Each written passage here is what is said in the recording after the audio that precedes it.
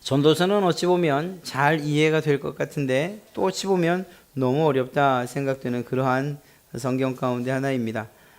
그 처음부터 인생은 너무 허무합니다, 헛됩니다 라는 말로부터 시작하기 때문이고, 어떤 때는 그 말이 맞는 것 같고, 또 어떤 때는 내가 정말 좋고 또 모든 일이 잘 될 땐 왜 인생을 이렇게 비관적으로만 보느냐, 이렇게 또 생각될 수 있는 글이기도 합니다.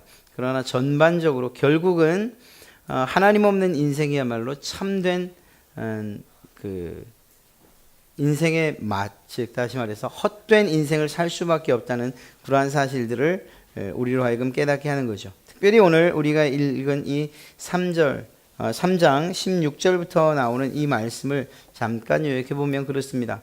법정에서 혹은 시시비비를 가리는 이러한 곳에서 발견되는 악한 일, 사실 그곳에는 이 악함이 지배하지 못해야 되는 곳인데, 그럼에도 불구하고 그러한 악한 일들이 사람 사는 곳 어느 곳에나 다 있다는 것으로부터 시작해서 결국은 그러다 보니 짐승과 다를 바 없는 인간이구나, 이렇게 허무한 결말로 끝내는 것 같습니다만, 그러나 그 가운데에서 결국 그럼에도 불구하고 하나님께서 우리에게 주신 인생을 어떻게 살아야 하는가, 우리에게 주신 그 현재에 최선을 다하고 또 즐거워하며 사는 것, 이것이 하나님이 우리에게 명령하시고 주신 행복의 시작이다, 이렇게 말하는 것으로서 결론을 맺죠. 1절에서 말하고 이 16절에서 말하는 것처럼 재판하는 곳 거기에도 악이 있다, 정의를 행하는 곳 거기에도 악이 있다, 이 말이 사실은 우리에겐 잘 이해가 안 돼요. 왜냐하면 재판하는 곳에 가 서본 적도 없고, 또 굳이 봤다고 하는 게 뭐 드라마나 혹은 TV에서 봤던 것, 그것들이 전부이기 때문이죠. 저도 갈 뻔했는데 가지는 못했어요. 옛날에 옛날에 얘기해요. 옛날에 일을 할 때 돈을 안 주는 거예요. 일을 했는데 돈을 안 주는 거예요. 그래서 그때는 아무것도 모를 때였으니까 누가 그러더라고요. 재판을 좀 걸어보라고. 그래서 했어요. 했는데 저도 안 나가고 다 나가지 않은 상태에서 하여튼 판결이 났는데 제가 이겼어요. 돈 받으면 된대요. 근데 하나도 못 받았어요. 사장님인데 자기는 돈이 아무것도 없다는 거예요. 이미 다 옮겨 놓은 거죠. 다 다른 거죠. 그래서 자기 통장에도 없고, 그래도 사장님이라고 불러야 되긴 하죠. 아무것도 못 받았어요. 이겼다고 했는데 아무것도 못 받고, 재판 비용은 비용대로 변호사한테 줬고, 너무 손해보지 않았어요? 그게 저한테는 이 재판에 대한 첫 번이자 마지막 기억이에요. 아마 여러분들도 저 이상도 이하도 없을 거예요. 그럼에도 불구하고 오늘 성경에서는 이 법정에 대한 이야기를 하고 있습니다. 그냥 우리가 개념적으로 볼 때에 법정 그리고 재판이 이루어지는 곳, 그러면 그곳에서는 분명한 선과 악이 구분될 것 같아요. 그리고 그것을 우리는 기대하죠. 우리가 비록 법정은 아니지만 요즘 TV에서 이제 시작된 이 청문회를 보면서도 기대하는 게 그런 거예요. 야, 저 사람이 도대체 뭘 말하냐 보자. 이런 마음이 무엇으로부터 시작되는가 하면, 뭐가 옳고 뭐가 그런가, 내가 알고 있는, 우리 국민이 알고 있는 바르고 그런 것에 대해서 진실을 말하냐 그러지 않느냐 보자. 선이 무엇이고 악이 무엇인지 보자. 저 사람이 잘했나 잘못했나 그것들을 한번 따져보자. 그리고 그것을 얼마나 많은 사람들, 이 유능한 국회의원들, 그 사람들 가운데 어떤 사람이 유능해서 그것을 잘 밝혀내느냐, 이것을 보는 거죠. 그런데 한동안 보다 보면 재미가 없어요. 다 모르겠습니다, 기억이 나지 않습니다, 다 그렇게 얘기를 하니까 도대체 이걸 왜 하는 일인가, 이런 생각이 들 정도죠. 예전 일이죠. 장세동 씨를 앞에 두고 노무현 전 대통령이 호통치던 모습이 아주 요즘은 그리워져요. 빼도 박도 못하게, 아무 말 하지 못하게, 그리고 자기의 잘못을 인정할 수밖에 없게 하는, 사실은 그런 걸 기대한다는 거예요. 재판이나 혹은 뭐 청문회나 이런 무엇인가를 판단하는 그러한 과정에 대해서. 그런데 오늘 성경은 무엇을 이야기하는가 하면, 그곳에도 여전히 악이 있다, 이렇게 말하는 거예요. 정의를 행하는 그곳에, 거기에도 여전히 악이 있다. 그러면 도대체 뭘 기대하고 살아야 되는가 우리는 선을 기대하고 그리고 이 선의 악이 지는 걸 원하는데, 그런데 세상 그 어느 곳에서도 심지어는 선과 악이 가려지고 정의가 바로 세워져야 되는 그곳에서도 정의를 볼 수 없다니 우리는 과연 무엇을 기대해야 되는가? 그래서 이 전도자는, 이 코엘렛은 이야기하는 거예요. 아, 의미 없다, 허무하다, 이렇게 이야기하게 되는 것이죠. 오늘 이 이야기를 보면서 어떤 생각을 하게 되는가 하면, 그러면 이 법정이나 혹은 청문회나 기타 정의가 세워져야 되는 이곳에 안타깝게도 인간의 그 한계 때문에, 제도의 한계 때문에 그럴 수 없다, 이 낭망하는 것이 지나쳐서 결국은 이 기대하지 못하게 하는 그런 마음들이 우리 가운데 생기는 거예요. 그런데 더 안타까운 것은 무엇인가 하면, 가장 거룩하고 가장 순결하고 그리고 가장 정의롭고 공의로워하는 교회 안에서도 혹여 이런 일들이 생긴다면 우리는 도대체 어느 곳에서 희망을 가질 수 있는가 하는 이런 생각을 하게 되는 거죠. 왜냐하면 실제적으로 교회 안에서도 때로는 불의가 있고 때로는 욕심이 있고 이 탐욕스러움 때문에 다툼이 있고 하는 모습들을 우리가 너무나 종종 봐왔기 때문입니다. 수많은 갈등도 있고 그 안에서 거짓과 또 온갖 술수가 난무하는 것, 교회라고 함에도 불구하고 말입니다. 이런 모습들을 볼 때 가장 거룩한 곳, 가장 바른 곳이어야 할 교회에서조차 정의로움과 공의로움을 발견하지 못하고, 그리고 더 나아가서 정말 옳은 것이 무엇인지 그런 것이 무엇인지를 구별할 수 없는 그런 상황이라면 우리에겐 어떤 희망이 있는가? 무엇에서 우리는 희망을 봐야 하는가?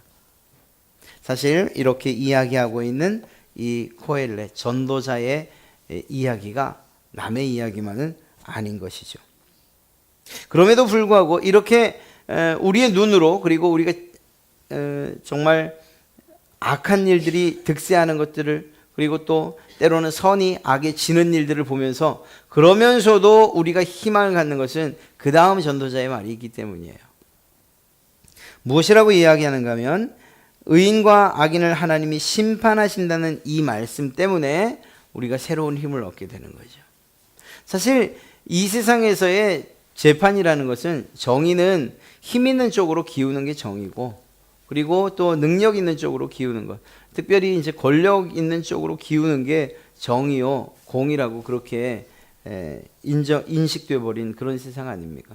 우리는 그렇지 않다고 생각하는데, 그럼에도 불구하고 법의 한계성에 또 때로는 어떤 조직과 관계 이것을 깨뜨리지 못해서 결국은 그대로 이어져 가는 것. 안타까운 일이지만 그럼에도 불구하고 우리가 사는 이 세상이 뭔가 부족하다, 그리고 모자른 부분이 있다는 것을 인정할 수밖에 없는 것입니다. 그렇습니다. 이 세상에서 인간의 노력과 또 제도로 이러한 사람들의 질문들, 정말 선이 있는가, 정말 공의로움이 있는가, 정말 정의로운 일이 있을 수 있는가라는 이런 질문들에 대해서 아무런 해답도 줄 수 없다는 게 사실이에요. 좀 비극적이기도 하고 절망적이기도 하지만 사람에게서는 어떤 희망도 볼 수 없다는 것, 이것이 사실입니다. 그래서 선한 사람도 찾아볼 수 없고, 또 그리고 그 선하다고 말할 수 있는 인간도, 사람들도 아무도 없다는 것을 알 수가 있죠. 그래서 사도 바울, 이 다윗은 이야기합니다. 하나님께서 인생을 굽어 살펴봐도 그래도 단 한 사람도 선한 이가 없고 하나님을 찾는 자도 없고, 그리고 결국 그들의 생각들이나 그들의 삶이 다 치우쳤다고, 하나님으로부터 치우쳐 있다고, 그렇게 다윗은 시편을 통해서 고백하고 있는 거죠.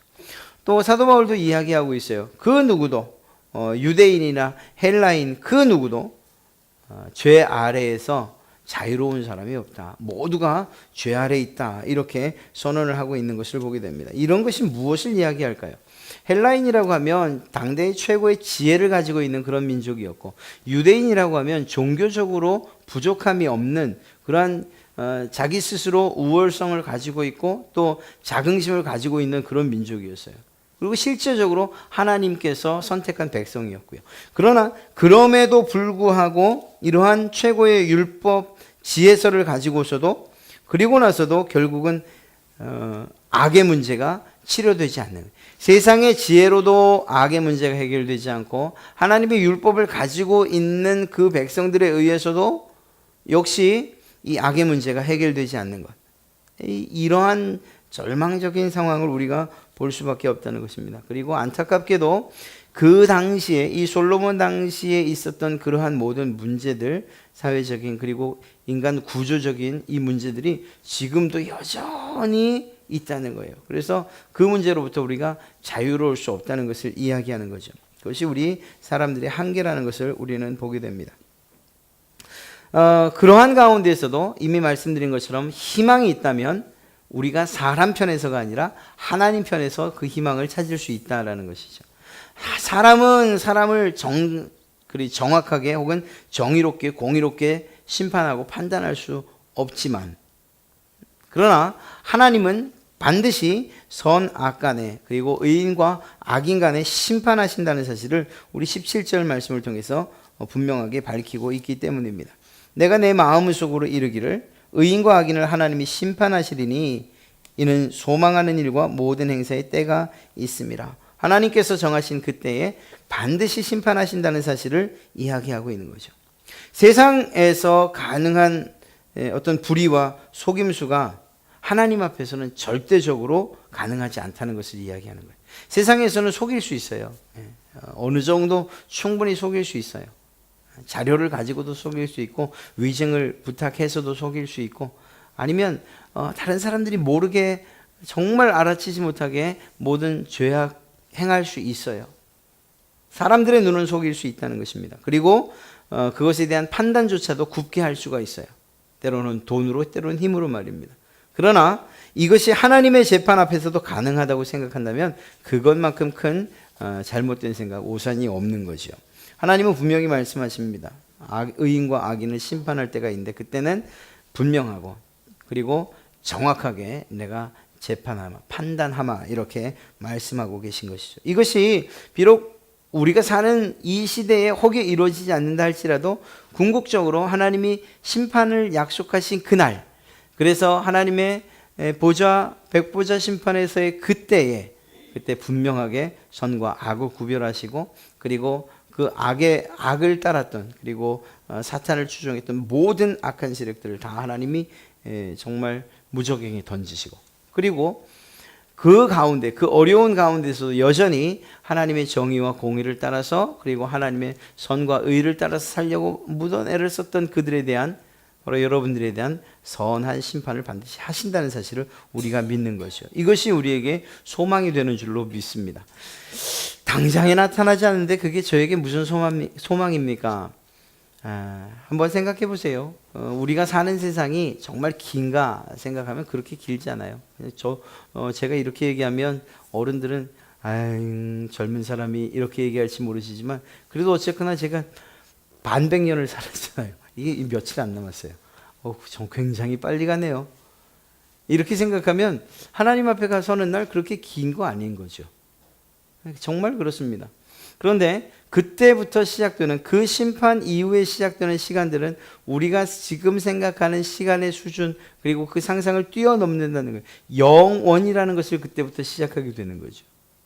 그렇게 본다면 하나님께서 내가 반드시 판단하마, 내가 반드시 심판하마 하는 그날을 우리가 기다리는 것, 그렇게 긴 세월 지루하게 기다릴 만한 영 오지 않을 것 같은 그런 세월은 아니라는 거예요. 그런 면에서 볼 때 하나님께서 약속하신 이 약속, 내가 반드시 선악간에 심판한다라고 하신 이 약속을 우리가 믿고 살아가는 것, 어떻게 살아가는가? 오늘 우리 말미에 이야기하겠지만 지금 주어진 삶에서 하나님께서 기뻐하시는 일에 최선을 다하며 살아가는 이것이 우리 그리스도인들이 성도라고 불리우는 사람들이 살아가야 될 삶의 방법이라는 것을 오늘 이야기하고 있는 거죠.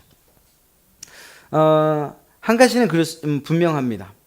세상, 하나님 앞 말고, 하나님 앞에 사는 우리 말고, 이 세상에서 우리가 살 때에 누가 가장 손해를 볼까, 누가 가장 피해를 볼까, 이런 생각을 한번 해보게 되면 결국은 불의가 판을 치고 또 공의를 굽게 하는 세상, 이런 세상 가운데에서 그렇게 살지 않으려는 사람들, 정의롭게 살려는 사람들, 선하게 살려는 사람들, 이런 사람들이, 즉 하나님의 뜻을 따라 살고자 노력하는 이 사람들이 가장 많은 피해, 또 가장 큰 피해자라고 이야기할 수 있지 않겠습니까?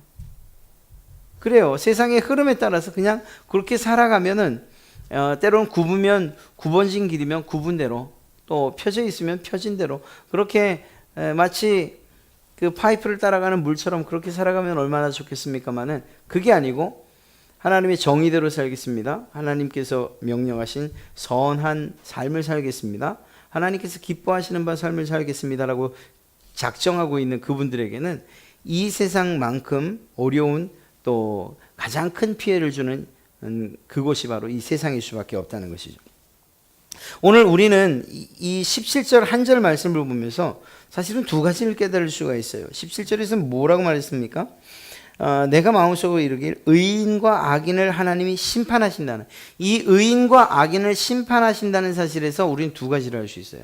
첫째는 이미 말씀드렸던 것처럼 하나님께서 반드시 심판하신다는 것. 그런데 이것에 대한 하나님의 심판의 전제가 되는 게 있지 않겠습니까? 그게 뭐냐면 하나님이 아신다는 게 전제가 돼요. 하나님 아무것도 모르는데 어느 날 때가 돼서 심판하셔야 됩니다. 그럼 자료 좀 가지고 와봐. 이렇게 하실 분은 아니라는 거죠.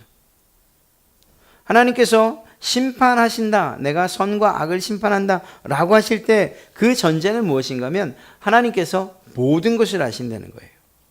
그래서 어떤 사람 혹은 어떤 상황 또는 어떤 시대적인 배경, 이 모든 것들뿐만 아니라 개개인의 속 깊은 곳까지도, 눈에 보이지 않았던 것, 드러나지 않았던 모든 것, 우리의 마음 그리고 우리 생각까지도 다 아시는 분이라는 것, 즉 하나님의 눈을 벗어날 수 없었다라는 사실을 그제서야 알게 된다는 거죠.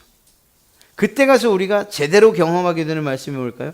하나님은 외모로 사람을 취하지 않으십니다. 이 말이 아주 그때 가서는 확 느껴질지도 몰라요. 하나님의 아심이 전제가 되기 때문에 하나님의 심판이 가능한 거예요. 그러한 하나님의 아신다는, 하나님께서 우리의 삶을 아신다는 생각들을 우리가 늘 잊지 않고 산다면, 그렇다면 우리가 어떻게 말해야 할지, 어떤 생각들을 해야 할지, 어떻게 움직여야 할지에 대한 순간순간의 그러한 판단들, 그 판단이 결국은 하나님 앞에 있는 사람으로서의 판단을 하게 될 수밖에 없는 거죠. 우리의 믿음의 선배들이 얘기했던 대로 코람돼요. 하나님 앞에서, 하나님의 면전에서. 사실 우리 학생들 사춘기 때 욕 안 하면 또 언제 하겠습니까? 참 잘해요. 걸쭉하게도 잘해요. 제가 알죠? 그걸 모르겠습니까?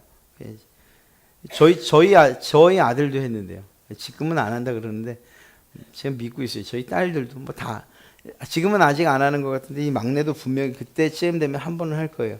어머니 아버지들 속지 마세요. 전 욕 안 해요. 그거 거짓말이, 저도 했었는데요. 그게 이제 눈에 보여요. 그런데 그런 일들을 할 때에 제가 이야기해요. 아주 우리 아이들, 너 잠깐 와봐. 너 욕 잘한다며. 한번 해볼래? 내 앞에서 한번 해볼래? 그때 한 아이를 내가 아직 한 번도 못 봤어요. 여러분, 이게 여러분들의 생각에 조금 여러분의 무엇을 하든지 간에 어떤 그 하는 기준이 좀 잡히는 데에 좋은 예가 되기를 바라요.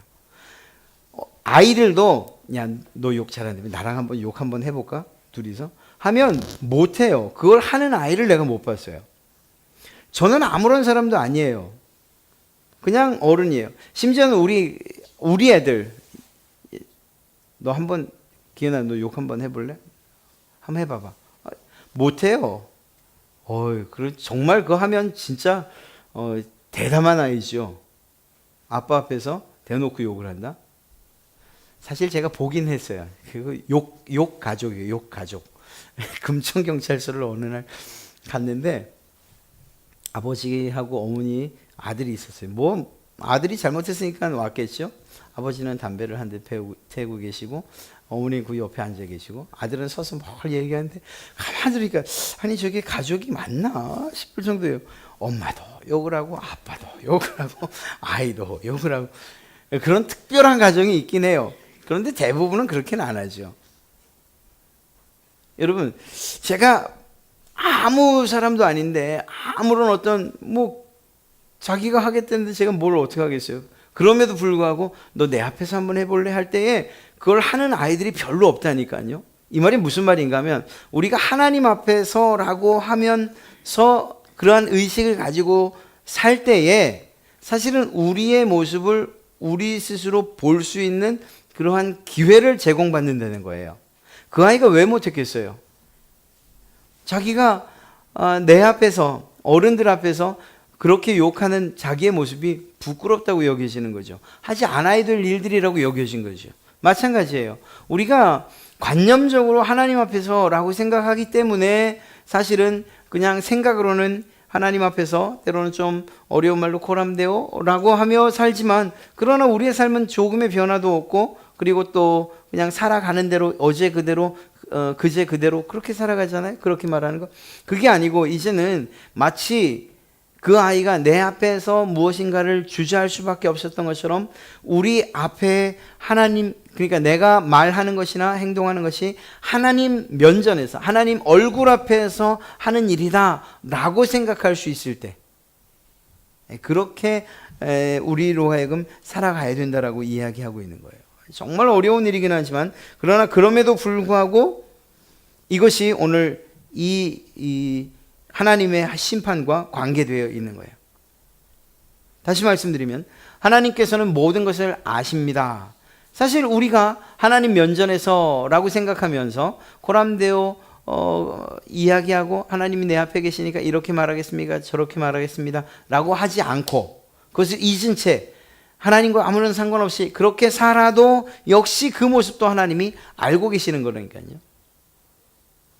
하나님 앞에서 사는 것처럼 말하는 것처럼 그렇게 살아도 역시 하나님 앞에서 사는 것이고요. 가장 중요한 것은 무엇인가 하면 하나님께서 아신다는 이 사실들을 인식하며 살 때에 우리의 삶에 있어서 하나님이 명령하신 것처럼 내가 거룩하니 너희도 거룩하라고 말씀하신 것처럼 세상 사람들, 이방 사람들과 같이 살지 말고 그리고 그들의 습관을 따라 관습을 따라 살지 말라고 하신 그것처럼 그때 비로소 그것이 우리가 어떻게 살아야 되는가에 대한 어떤 기준과 또 그 기준대로 살아가는 그러한 우리 그리스도인의 삶이 될 수 있다는 거죠. 그리고 그것에 대해서 하나님이 아신다는 거예요. 그리고 이것은 단지 아시는 것으로 끝나는 것이 아니고 시간이 흘러서 하나님께서 선악간의 심판을 하시는 그때가 되면 우리가 한 일들에 대해서 선과 악으로 하나님이 심판하신다는 거죠. 오늘 하나님께서 이렇게 17절의 말씀을 통해서 하나님이 심판하신다라는 이 한마디를 통해서 하나님이 모든 것을 아시고 그리고 또 그것에 대해서 반드시 판단하신다는 이 사실을 알 때에 결국은 우리의 삶이 변해 갈 수 있는 것 아니겠는가. 하나님께서 기뻐하시는 것이 무엇인지에 대해서 좀 더 깊이 있게 생각하고 하나님께서 말씀하시는 선한 삶이 무엇인가 더 깊이 있고 또 그리고 그것을 이루면서 살아가도록 노력할 수밖에 없다라는 거죠. 이러한 이야기를 하면서 결국 하나님의 심판에 대해서 이야기한 그가 18절부터 이야기하기를 하나님께서 원하시는 바대로 살지 않는 사람들, 바로 그 사람들에 대해서 무엇이라고 말하느냐? 짐승과 다름이 없다, 이렇게 이야기를 합니다. 이게 정말 좀 어려운 얘기이긴 합니다만 사실은 성경 말씀 그대로 우리가 이해할 필요가 있어요. 몸의 욕심이나 혹은 탐욕 혹은 정욕만을 따라 사는 그러한 사람들은 짐승과 다를 바가 없다, 이렇게 오늘 이 전도자가 분명하고 명확하게 이야기하고 있기 때문입니다. 도대체 어떤 면에서 짐승과 다를 바가 없다고 얘기하는 걸까요? 어떤 면에서? 그것은 첫 번째로 죽음이라는 그 한계에 있어서 다를 바가 없다는 거예요. 사실 그 면에 있어서는 바르게 사느냐 그렇지 않느냐에 상관없이 모든 사람들이 다 한계를 가지고 있는 거예요. 세상에 만들어진 모든 피조물들과 똑같은 조건 하에 있는 거죠. 그 짐승들과 다를 바가 없어요. 어떤 면에서 죽음을 맞이한다는 면에 있어서. 이것은 믿는 사람이나 믿지 않는 사람이나 다 마찬가지고, 하나님께서 만들어 놓으신 피조물들의 한계성이 바로 영원. 물론 하나님께서 처음 창조하실 땐 영원을 가지고 만드셨지만, 그러나 죄가 들어온 이후에 결국 우리의 영혼과 우리의 몸이 죽을 수밖에 없었던 것이에요. 죽었어요. 그리고 그것은 우리 인간들의 한계가 되었고, 짐승 또한 이러한 한계를 넘어설 수 없다는 거예요. 이런 면에서 모두가 죽는다는 면에 있어서 사실은 한계를 가지고 있어요. 그런데 이 사실들을 사람들이 종종 잊어요. 왜 잊어버릴까 하면 즉 우리 사람들에 대한 어떤 능력들을 인정하기 때문이에요. 반대로 무능력함, 즉 죽을 수밖에 없습니다라는 이 사실을 기억해야 되는데, 우리는 할 수 있다라는 이 생각이 더 많이 지배하는 거죠. 예를 들면 그런 겁니다. 문화적으로 문명적으로 이렇게 발달을 했는데, 과학이 얼마나 발달을 했는데, 또 우리가 사는 이 세상을 봐라, 옛날하고 비교를 해봐라, 이렇게 좋아졌는데, 이런 일들을 이루었는데, 우리 사람들이 이루었는데, 이제는 지구가 모자라 우주로 날아가고, 그래서 만들어 놓은 것들, 우리가 배우는 이런 학식들, 또 뭐 기타 등등 자기 개발적인 요소들, 모든 것들을 생각하면서 봐라, 우리가 점점 이렇게 가능성 있게 되어 가는데 왜 자꾸 무능하다고 이야기하느냐 이거예요. 아니, 이게 어떻게 짐승들과 똑같아요? 짐승들은 자기에게 주어진 그 조건들을 개척하지도 개발하지도 못하는데, 사람과 짐승을 어떻게 똑같이 놓을 수 있느냐? 여전히 네 발 달려서 땅을 쳐다보고 가는 그 짐승들과 두 발로 다니며 하늘을 쳐다보는 사람이 어떻게 같을 수가 있느냐, 이렇게 말합니다. 그러나 다시 말씀드리지만 이 둘이 결국은 하나님 앞에서 정한 시간이 되면 죽을 수밖에 없다는 사실에 있어서는 똑같다는 거예요.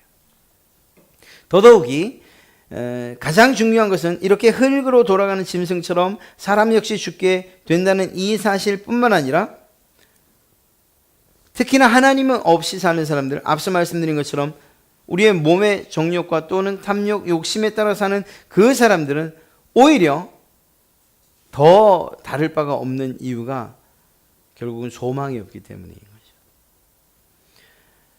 하나님께서 선택하신, 그리고 예수 그리스도를 아는 그 사람들은 우리의 삶이 예수 그리스도로 말미암아 변화되었고, 우리의 신분이 바뀌어졌고, 그리고 오히려 이 세상에서의 삶의 신분보다 하나님 부르시는 그날, 정말 하나님 앞에 서는 그날로부터 더 정말 우리가 생각할 수 없었던, 상상할 수 없었던 새로운 신분을 얻어서 살아가게 되는 것과 다르게, 정말 하나님을 알지 못하는 그분들은 안타깝게도 본능을 따라 살고, 그리고 마치 자기 영역을 지켜야만 사는 것처럼, 또 때론 그 감정 혹은 그 감정에 따른 욕구에 따라 때론 먹고 마시고 싸우고 하는 이런 몸의 소욕대로 살아가는 사람들, 그들은 결국은 죽음 이후에 더 비참한 삶을 살 수밖에 없으니, 그것이 짐승보다 나은 것이 무엇이냐는 거예요. 참 어려운 얘기이긴 합니다. 사람들을 향해서 짐승과 다를 바가 없습니다라고 말하는 것이. 그러나 우리가, 여러분과 제가 그리스도인이라면, 정말 하나님께서 우리에게 주신 지혜가 있다면 이 사실들을 정확하게 이해할 수 있어야 돼요. 만약에 그러한 사실들을 알지 못하면, 그래서 우리가 얼마나 우리의 존재가 가치 있는지, 그래서 나를 위해서 죽으신 예수 그리스도가 정말 얼마나 감사한지, 그분의 은혜가 얼마나 크고 그 예수 그리스도를 보내주신 하나님의 사랑이 얼마나 큰지, 이런 것들을 깨닫지 못한 채 그저 그냥 종교적인 행위로, 그리고 마음의 평안과 위안을 얻기 위해서 이 신앙의 삶을 살아간다면, 그렇다면 그 또한 더 불행한 것이라고 이야기할 수 있죠. 왜냐하면 하나님께서 요구하시는 참된 그리스도인의 삶, 그리고 그 열매, 그리고 그 하나님께서 주신 그 복을 누리지 못하면서 그냥 단순하게 종교적인 삶을 사는 것이라고 볼 수밖에 없으니까, 그것이야말로 더 불행한 삶이라고 이야기할 수밖에 없는 것입니다. 사랑하는 성도 여러분, 우리의 몸을 따라 사는 것, 그것은 다시 말씀드리지만 하나님께서 우리에게 요구하시는 바도 아니고 기뻐하시는 바도 아니에요. 비록 우리의 몸은 그저 이후에 화장이 되고 나중에 죽고 그래서 우리의 몸이 자연으로 돌아갈 때 한 줌 재밖에 되지 않는 그러한 몸이지만, 그래서 오히려 이 물질적인 가치로 보면 아무것도 아니지만, 그러나 우리 가운데에 하나님의 형상을 담고 있고 더더욱이 회복된 하나님의 형상을 담고 있다는 면에서, 그리고 무엇보다 하나님께서 그 사실을 인정하신다는 사실을 볼 때 우리의 가치는 우리가 생각하는 것 이상이라는 사실을 늘 잊지 않으셔야 됩니다. 그래서 말씀드린 것처럼 말할 때나 혹은 행동할 때나 하나님께서 요구하시고 명령하신 그 명령대로 따라 살아가야 될 필요가 있고 그러한 의무가 우리에게 있는 것이죠. 그래서 살아계신 하나님과 늘 교제하고 오히려 그분이 가지고 계신 성품들을 따라서 살아가는 것, 때로는 거룩함, 때로는 사랑, 때로는 인자와 자비하심, 하나님의 그 아름다운 성품들을 따라서 하나님의 자녀들로, 하나님의 백성들로 살아가는 이것을 하나님도 기뻐하시고 또한 우리가 마땅히 살아야 할 일들로 생각하는 것, 이것이 중요하다라는 것입니다. 결국 하나님 없이 사는 인생이야말로 가장 불행하다는 사실을 오늘 이 전도자가 이야기하고 있는 거죠. 그런 면에서 우리는 얼마나 복된 사람들인지 알 수가 없어요. 바로 이 자리에 계신 여러분들. 하나님이 없었더라면 우리의 삶이 어땠을까? 뭘 어때요? 열심히 일하죠. 그러나 그것은 열심히 일할 때, 그리고 살아갈 만할 때, 그리고 세상에서 정말 생각조차 하지 못하고 바쁘게 살아갈 때는 인식할 수 없는 것이에요. 여러분들이 지금은 혹여 이것이 얼마나 복된 삶이었느냐, 예수 그리스도를 믿는다는 것, 하나님의 자녀되었다는 것이 얼마나 복된 삶인가 하는 것에 대해서 인식하지 못한다 할지라도 반드시 알게 되죠. 언제요? 앞서 말씀드렸던 것처럼 하나님 앞에 가서는 하나님이 나를 불러주셔서 이 일이, 이것이 정말 하나님 앞에서 심판받는 이 일이 두려움이 아니라 소망을 가지고 오히려 선한 일로 심판받는 거구나 하는 사실들 그때 가서 깨달을 거 아닙니까? 그리고 분명하게 갈라지는 그 길에서 하나님께 감사할 수밖에 없을 거예요. 할 수만 있다면 그때 느낄 그 감사의 감정과 기쁨의 감정을 이렇게 선험적으로 미리 경험하는 것처럼 끌고 와서 우리의 삶에 대입시킬 수 있다면 얼마나 좋겠어요. 왜냐하면 우리에겐 이 기쁨을 미리 맛보는 일들이 정말 중요해요. 우리가 살아가는 세상이 사실은 늘 기쁜 세상이 아니기 때문이에요. 어떻게 보면 눈물이 많은 세상이고 울 수밖에 없는 세상이고 때로는 힘들게 살 수밖에 없고 고통스럽고, 그래서 야곱이 이야기했던 것처럼 내가 험한 세월을 살았습니다 라고 말하는 것처럼, 고통의 바다를 살았습니다, 항해해 왔습니다 라고 말하는 것처럼 그런 세상이기 때문이에요.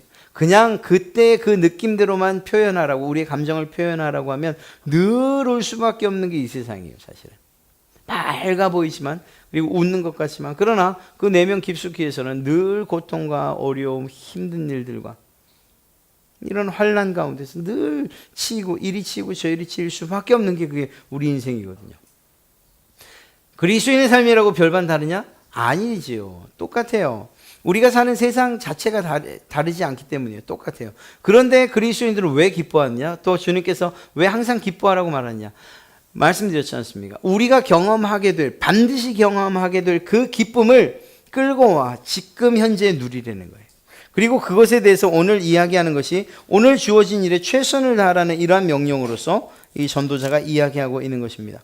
그러므로 22절, 그러므로 나는 사람이 자기 일에 즐거워하는 것보다 더 나은 것이 없음을 보았나니, 지금 현재 우리에게 주어진 일에 최선을 다하는 것, 그리고 특별히 우리가 그리스도인이요 성도라고 불리는 그러한 상황이라고 한다. 그런 은혜를 누리고 있다면 그리스도인으로서 최선을 다해 살아가는 것, 성도, 거룩한 백성, 거룩함, 하나님께서 주신 그 거룩함을 가지고서 하루를 최선 다해 살아가는 것, 이것이야말로 우리가 할 수 있는 가장 복된 일이고, 그리고 이것이야말로 참으로 하나님께서 우리에게 요구하시는 그러한 삶이라는 걸 우리는 발견하게 되는 거죠.